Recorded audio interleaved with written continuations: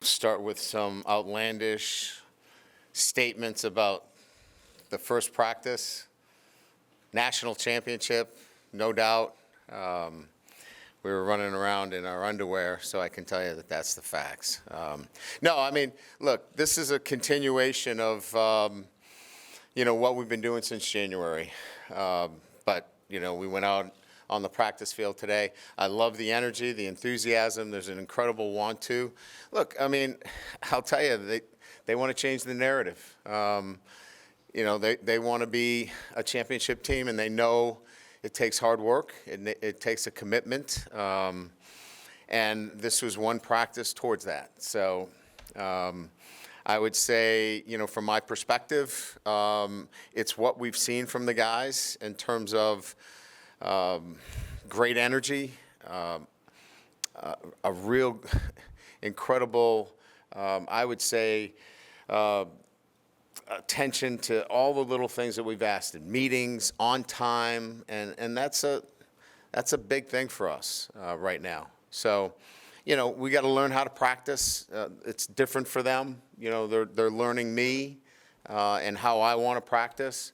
But it's not because they're not giving us everything. So it's what I would have hoped for, a group that is eager to learn. And then I will say that their conditioning level, Jake Flint and his staff have done an incredible job. We run a drill called 88s, which is a high tempo, 8 plays with the first group, 8 plays with the second. And on the first day, generally, you get guys that are, bent over, huffing and puffing, and there was none of that. So that's a real indication of their conditioning level and that staff getting them ready for spring practice. So that's my opening. I'll take questions from there. Yeah. I can hear you. I can hear you. If you'd like to use the microphone. Oh, you're recording it. Got it. Sorry. I'll get this down after my 32nd year. I'll figure it out. Brian Wilson-Alexander with The Advocate.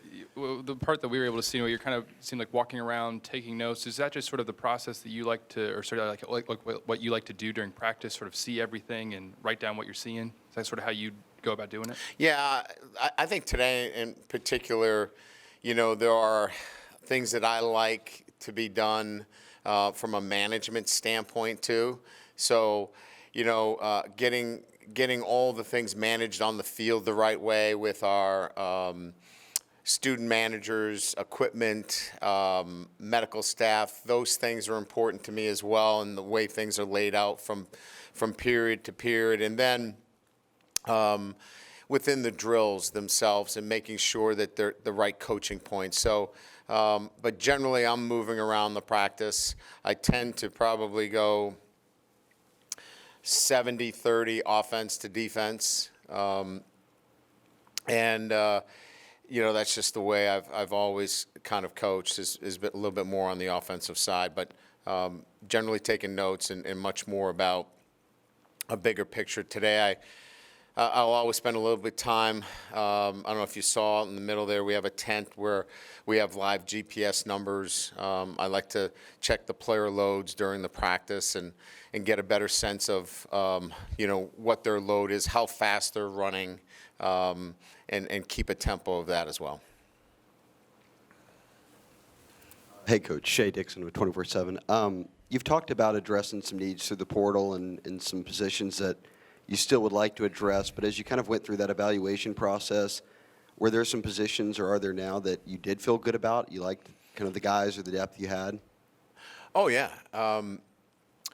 There's a number of positions. I think the wide receiver position has great depth. Certainly the defensive line has great depth. I think we've created some great competition at quarterback. I think that there's some, clearly opportunities for us to, if things move in the right direction, be really strong at corner. I think there's some depth at safety. And then the running back position, although there might be some uncertainty, at this point, if you look at the guys that were suiting up there today and then what we've got coming, I think we've got some really good depth there. So I think across the board, you want to continue to develop, as I mentioned earlier, the offensive line and tight end position.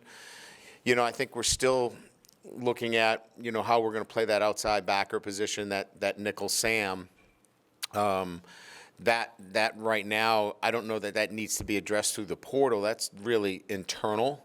But those would considerably, for me, be strengths of our football team. Hey, Coach, what do you like about Coach Sloan and the way he coaches the quarterbacks, and what does he bring to the table in that regard? Well, there's a lot of things I like about Coach Sloan. I think specifically, this is so much about how you talk and how you communicate. And, that position, requires incredibly detailed communication because they are, obviously, running your offense. They got the ball in their hand. And so, you need somebody that is, really good at certainly the big picture offensively and understanding what we're trying to accomplish. But he really has to do a great job of building relationships. You've got to be able to trust him. And, he just is a guy that has that kind of character, and the kids will trust him because of who he is as a person.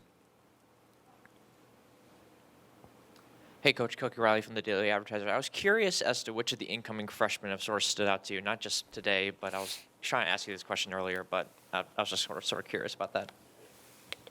The freshmen that came in early, well, I think, the guys that, physically have really caught our,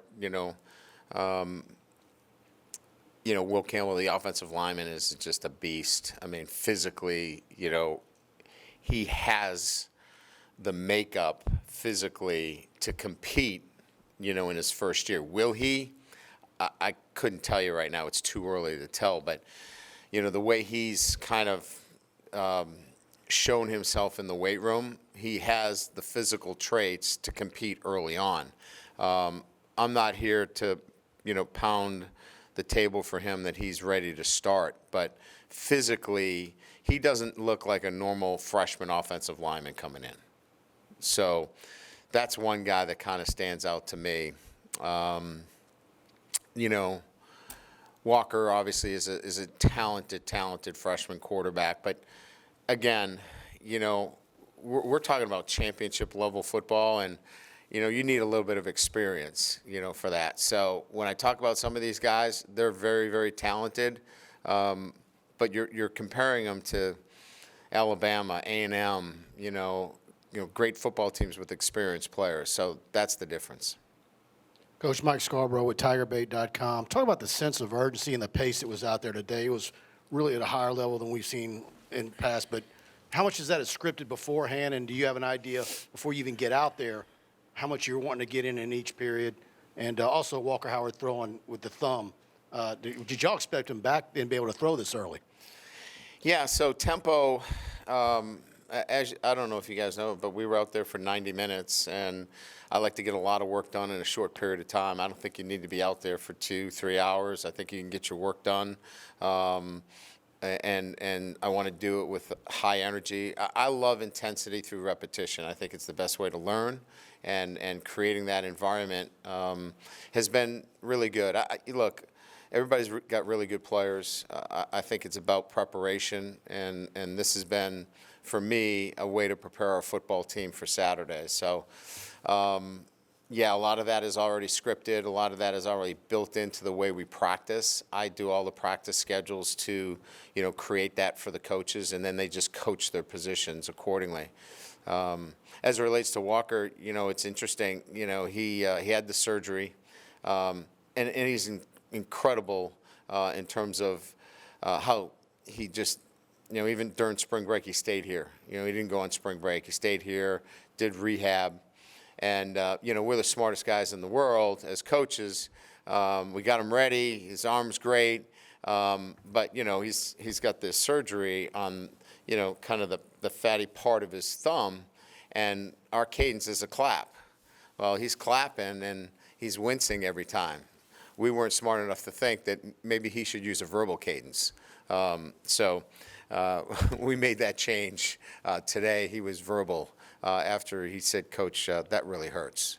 So he's done a really good job of coming back, and we're not that smart. Anything else? Yes. Scott Rabelais from The Advocate. You talk a lot about accountability and consistency of effort and stuff like that. What has your experience taught you that what players, college players, want in terms of that?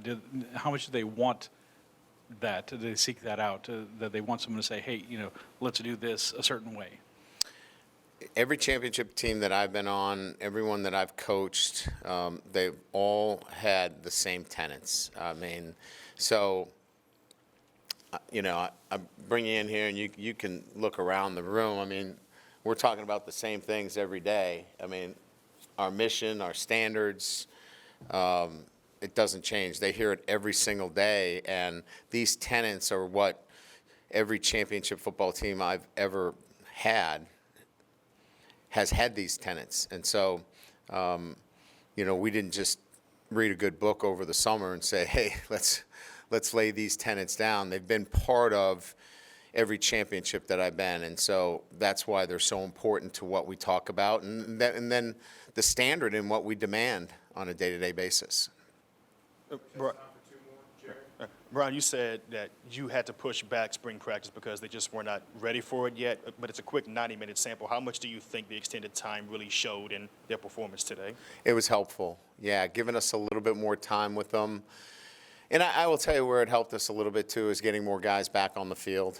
We only had 2 players today, 2, that were on scholarship that did not participate. Kayshawn and Major Burns. That's it. Everybody else was in some kind of,